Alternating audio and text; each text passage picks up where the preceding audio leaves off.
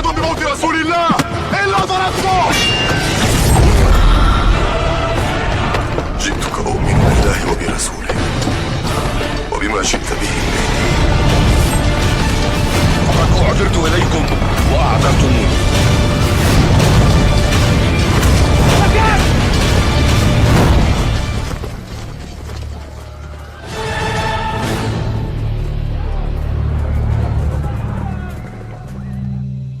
Sholat, kita melaksanakan puasa dan ibadah yang lainnya karena tentu kita ingin menggapai mardhatillah atau ridha dari Allah Subhanahu wa taala. Baik para jamaah, para pecinta ilmu, kita lanjutkan lagi ta'lim kita tentang isi kandungan dari kitab Nashaihul Ibad. Kali ini ada satu nasihat seorang ulama besar bernama Ibrahim An-Nakhai rahimahullah. Beliau mengatakan, innama halaka min halaka qablakum bisalasi hisalin bi fudulil kalami wa fudulit ta'ami wa fudulin namami. Ini bukan hadis ya, tapi ini ucapan seorang ulama, tetapi insyaallah mengandung nilai hikmah yang sangat luar biasa dan bisa kita ambil intisarinya dalam rangka kita menyempurnakan nilai keimanan kita. Ibrahim An-Nakhai rahimahullah, beliau mengatakan, innama halaka man halaka qablakum bisalasi hisalin. Sesungguhnya penyebab kehancuran umat-umat sebelum kalian karena 3 hal. Jadi akan menjadi bahan renungan kita bersama ya. Ada 3 penyebab hancurnya umat-umat terdahulu. Itu umumnya bisalasi hisalin, terdapat 3 penyebab. Mudah-mudahan penyebab ini bisa kita hindari ya, agar kita tidak mendapatkan kehancuran. Apa saja? Yang pertama, bifudulil kalami, terlalu banyak bicara hal yang sia-sia. Terlalu banyak bicara tetapi hal yang sia-sia. Ini satu di antara penyebab hancurnya umat terdahulu. Dalam Al-Quran, umat yang paling banyak bicara, bahkan sering mengkritisi para nabi, para rasul, itu umat Bani Israel ya. Berkali-kali Allah memberikan hukuman, peringatan, teguran yang sangat begitu dahsyat, tapi mereka selalu mengingkari apa yang disampaikan oleh para nabi dan para rasulnya. Padahal kita tahu para nabi dan para rasul itu banyak yang lahir di tengah-tengah kaum Bani Israel. Banyak para nabi dan para rasul yang terlahir dari keluarga Bani Israel. Dan sejarah mencatat bahwa Bani Israel ini umat yang paling sukar, paling susah kalau harus menerima nasihat dari para nabi dan para rasul. Bahkan yaqtulunal anbiya, kata Allah, banyak pula para nabi, para rasul yang dibunuh oleh kalangan masyarakat Bani Israel. Jadi Bani Israel ini di zaman Nabi Musa pun mereka suka mendebat Nabi Musa. Bahkan ketika Nabi Musa memerintahkan mereka untuk berkurban sapi, itu dalam surat Al-Baqarah ya, mereka sengaja mendebat Nabi Musa, menyoal Nabi Musa, bertanya yang intinya bukan pertanyaan yang penting, tapi pertanyaan yang kira-kira akhirnya mereka terbebaskan dari perintah itu. Disuruh menyembelih sapi, yang warna apa? Dikasih tahu warna ini, yang bentuknya bagaimana? Terus bertanya banyak, akhirnya pertanyaan itu tidak menyebabkan mereka melakukan.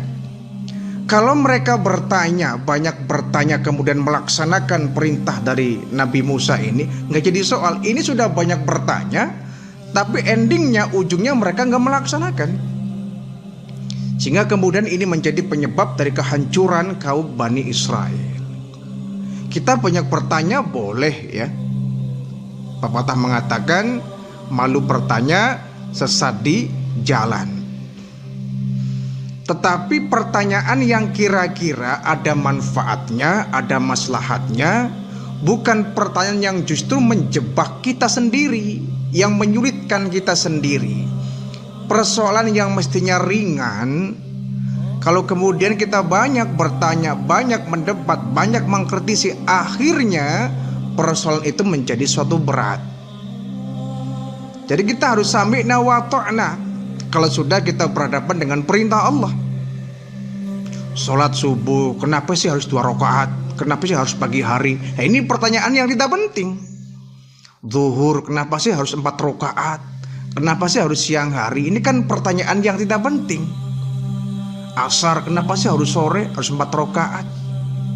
Kenapa sih sholat harus menghadap ke kiblat? Ini pertanyaan yang tidak membutuhkan jawaban. Yang justru kalau pertanyaan itu kita lontarkan, gak ada manfaatnya. Terhadap perintah Allah ini kita harus sami'na wa ata'na. Siap mendengar, siap melaksanakan. Bahkan para sahabat itu kalau sudah berhadapan dengan Nabi, tidak ada satupun sahabat yang membantah, yang mengkritisi perintah dari baginda Rasul. Mereka benar-benar sami'na wa ata'na. Tidak kenapa ya Rasul, kenapa ya Rasul, kenapa ya Rasul. Nah, ini pertanyaan-pertanyaan yang tidak ada manfaatnya kalau dalam sisi ibadah. Ada ibadah-ibadah yang memang kita butuh penjelasan.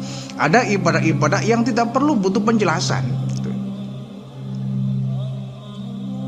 Misalkan kita mau sholat, kenapa sih harus wudu dulu? Nah, ini yang bisa dipertanyakan, bisa dicari jawabannya. Tapi kalau pertanyaannya kenapa sih sholat subuh harus 2 rakaat? Kenapa sih sholat subuh tuh harus di pagi hari? Nah, ini kan pertanyaan yang tidak membutuhkan jawaban. Nah, orang-orang Bani Israel di zaman Nabi Musa tuh begitu. Kalau Nabi Musa mengeluarkan satu perintah, satu syariat, mereka sengaja mendebat, bertanya, dan bertanya, yang pada akhirnya justru endingnya mereka nggak melaksanakan. Ya, kalau mengkritisi kemudian mereka melaksanakan, nggak jadi soal. Ini sudah mengkritisi habis-habisan, tapi endingnya mereka nggak mau mengerjakan. Jadi banyak bicara yang sia-sia. Jadi kul khairan auliyasmut, kata Nabi. Kalau kita mau berbicara, bicaralah yang baik, yang mengeluarkan suatu kebaikan, yang bisa menimbulkan kebaikan. Kalau tidak bisa menimbulkan kebaikan, auliyasmut, lebih baik kita diam. Diam itu emas, katanya ya. Ada alternatif saat kita tidak bisa bicara bagus, lebih baik kita diam. Dengan diam kita bisa menghindari persoalan, kita tidak menimbulkan masalah baru. Tapi sudahlah kita diam tidak bisa, ngomong baik juga tidak bisa, itu jadi biang bencana itu. Orang banyak saling menghina ya. Yang namanya perdebatan dalam sebuah musyawarah itu biasa ya. Perdebatan dalam suatu diskusi itu biasa. Wajadilhum billati hiya ahsan. Kita boleh mendebat orang tapi dengan cara yang baik. Jangan sampai perdebatan yang akhirnya menimbulkan kita pun tidak mau melaksanakan apa yang diperdebatkan. Kan ini namanya membicarakan, mendebatkan, merebutkan pepesan kosong. Makanya agama ini sebetulnya ya tidak perlu ada perdebatan. Perbedaan di dalam beragama itu pasti ada ya. Imam Syafi'i berbeda pendapat dengan Imam Malik. Imam Malik berbeda pendapat dengan Imam Hanafi. Imam Hanafi berbeda pendapat dengan Imam Hambali. Mereka saling berbeda argumen, berbeda pendapat, tapi tidak ada yang saling menyalahkan. Ini intinya. Wajadilhum billati hiya ashal. Kita boleh mendebat orang tapi dengan cara yang baik. Kita boleh berbeda pendapat, tapi perbedaan itu jangan menjadi alasan kita saling berpecah. syariat yang sudah jelas, hukumnya jelas, sumbernya jelas, ya, hujahnya pun jelas, tidak perlu ada yang diperdebatkan. Kalau kemudian ada di antara pelaksanaan kita ibadah yang wajib ini ada perbedaan, kembalikan saja kepada Al-Quran dan Al-Hadis. Selama perbedaan itu ada hukumnya, ada hujahnya, ada dalilnya, tak perlu kita muncul-munculkan. Karena nanti ujungnya akan menjadi perpecahan umat. Kita harus lebih pandai belajar menghargai pendapat orang. Ya, jangankan satu umat yang besar ini, ya, kita pun dalam satu keluarga pasti sering terjadi berbeda pendapat. Suami istri beda pendapat itu wajar. Seorang tua dengan seorang anak beda pendapat itu pun wajar. Tapi jangan sampai perbedaan yang ada di rumah tangga ini menyebabkan perpecahan rumah tangga. Ini kan kacau. Seorang istri, seorang suami pasti lain kepala, lain pola pikirnya. Ya. Perbedaan ini justru yang akan memperekat jalinan berumah tangga, mestinya begitu. Bukan perbedaan yang justru memecahkan satu ikatan rumah tangga. Anak dengan orang tua berbeda pendapat itu wajar. Si anak pengen A, si orang tua pengennya B, itu wajar. Fungsi daripada keluarga ini adalah menyatukan visi-visi yang berbeda, pola pikir yang berbeda, ya, agar disatukan menjadi satu langkah yang sama. Kalau ada seorang suami istri cerai hanya karena mereka ego dengan pendapatnya masing-masing, ini kan salah. Tidak mungkin suami istri memiliki watak yang sama. Tidak mungkin seorang suami istri memiliki pola pikir yang sama, ya. Tidak mungkin suami istri punya karakter yang sama, pasti berbeda.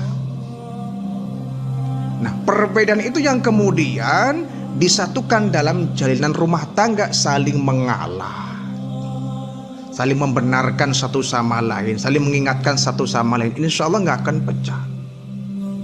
Yang membuat rumah tangga itu pecah karena dua belah pihak, baik istri maupun suami, saling menyalahkan dan saling merasa benar. Perdebatan yang tidak ada ujungnya, pertengkaran yang tidak ada maslahatnya, yang kemudian menyebabkan rumah tangga menjadi pecah. Itu dalam tatanan rumah tangga, ya. Apalagi dalam tatanan kehidupan bermasyarakat. Umat Islam ini umat yang sangat besar. Laksana satu bahtera yang besar yang berada di tengah-tengah lautan. Kita harus sejalan, searah, seirama, sevisi, semisi. Tidak boleh umat Islam ini saling bertikai, berpecah belah. Akhirnya karamlah Islam ini. Nah, kodanya juga nggak punya kekuatan.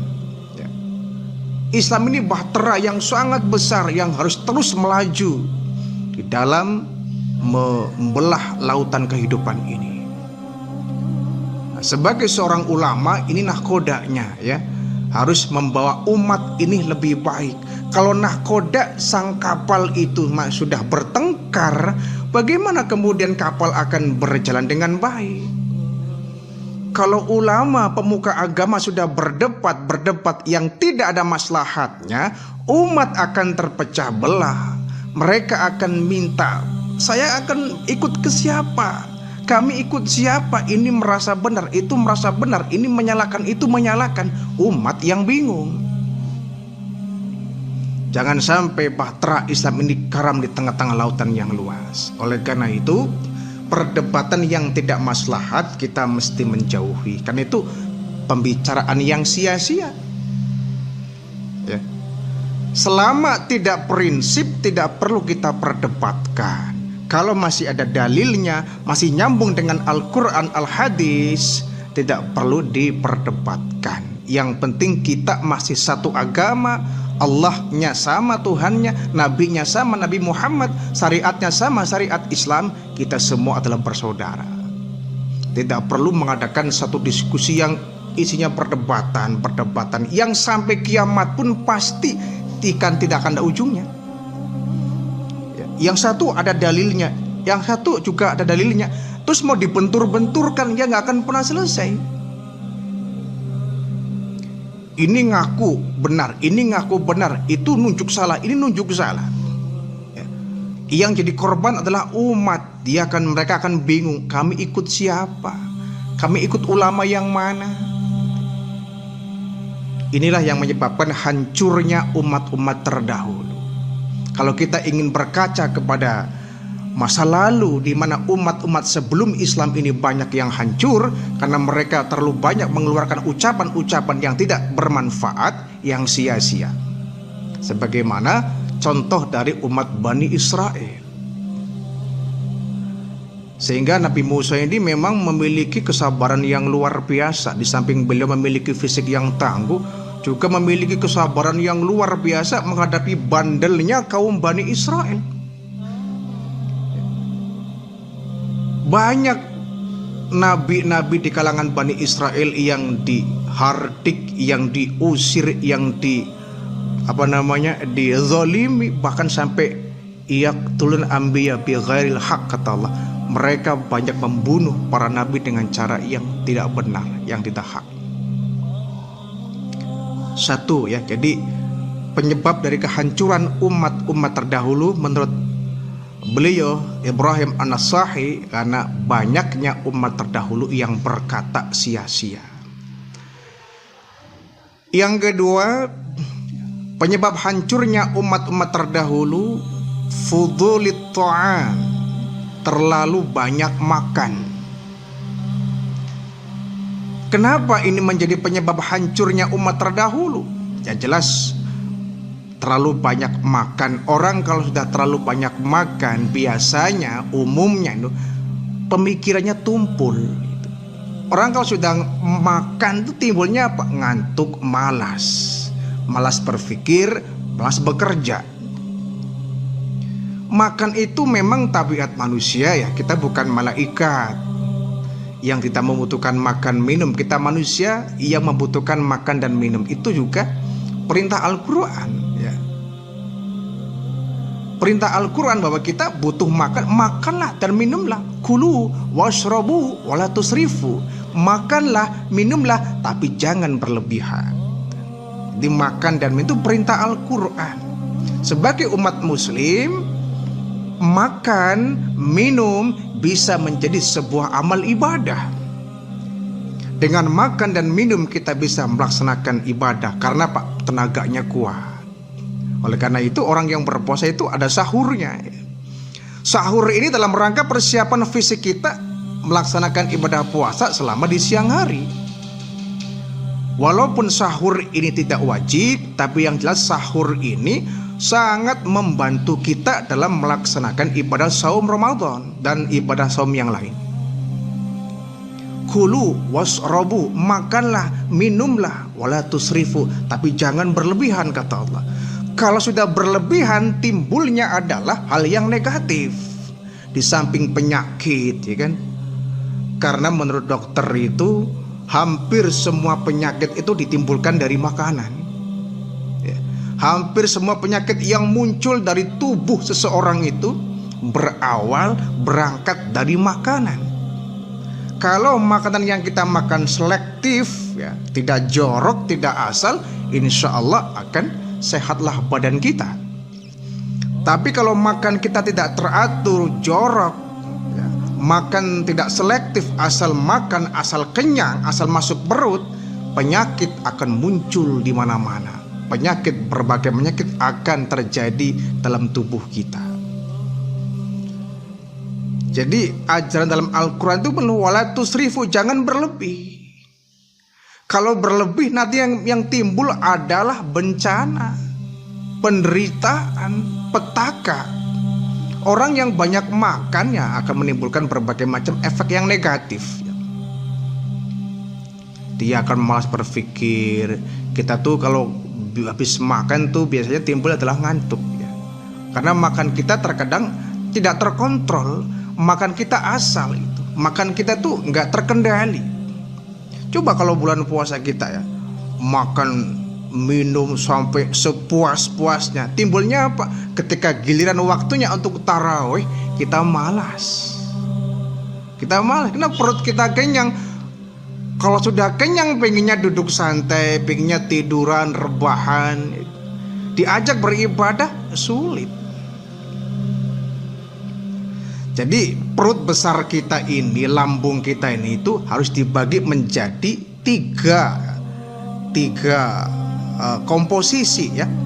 Sepertiga untuk nasi, makanan, sepertiga untuk minuman, sepertiga lagi untuk nafas.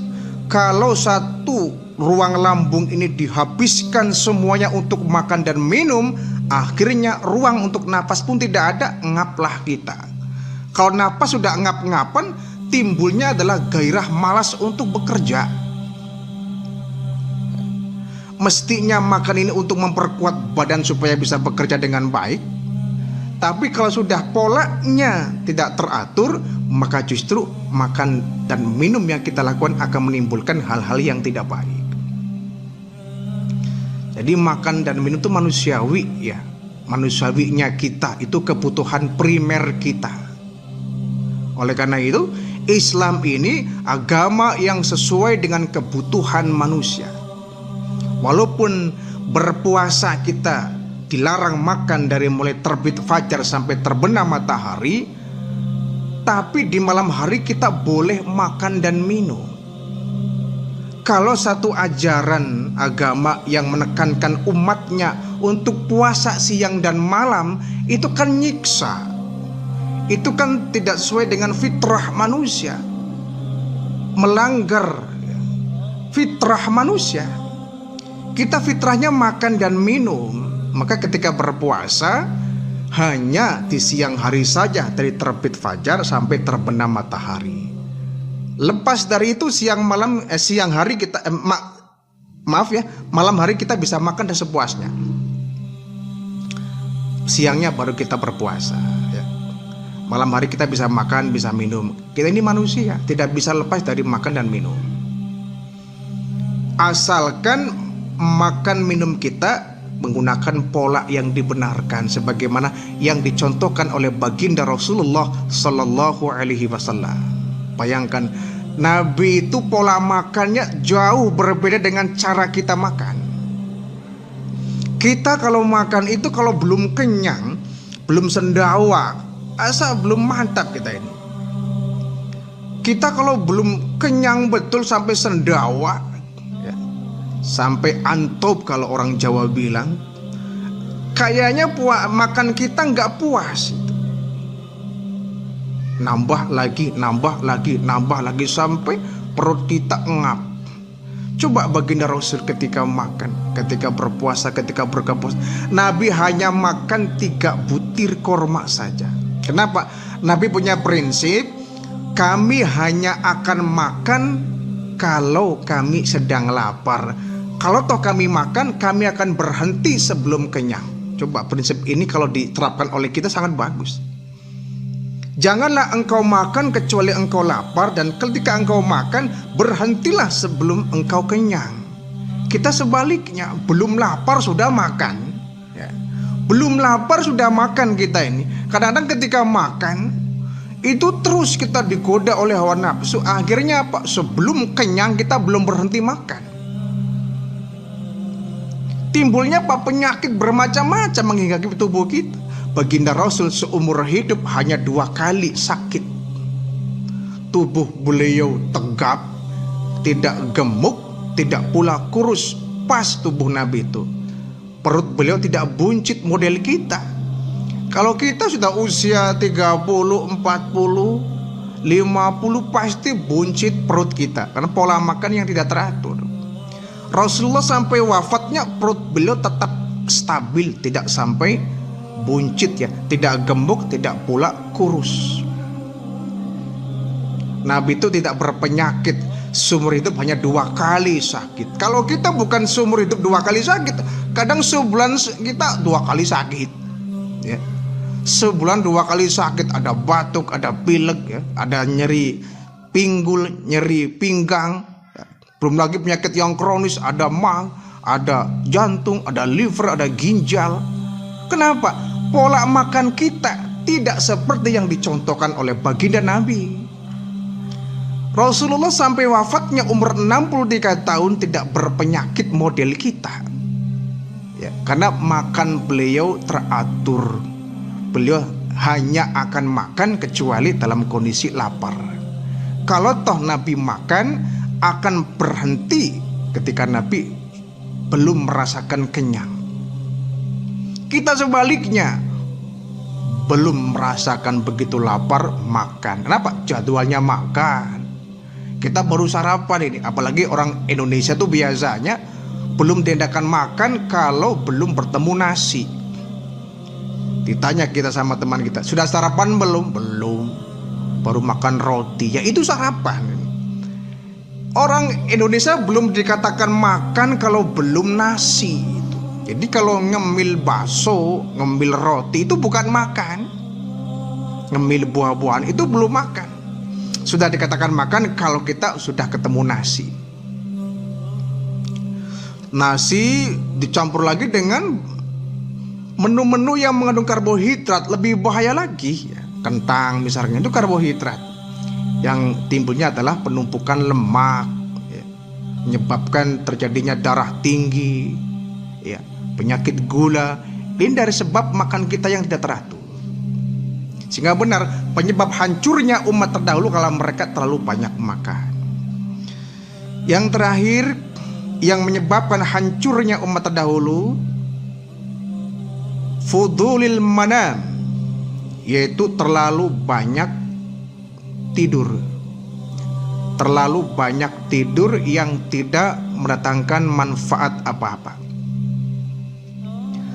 Seperti halnya dengan makan, tidur pun ini adalah kebutuhan hidup kita, kebutuhan primer ya.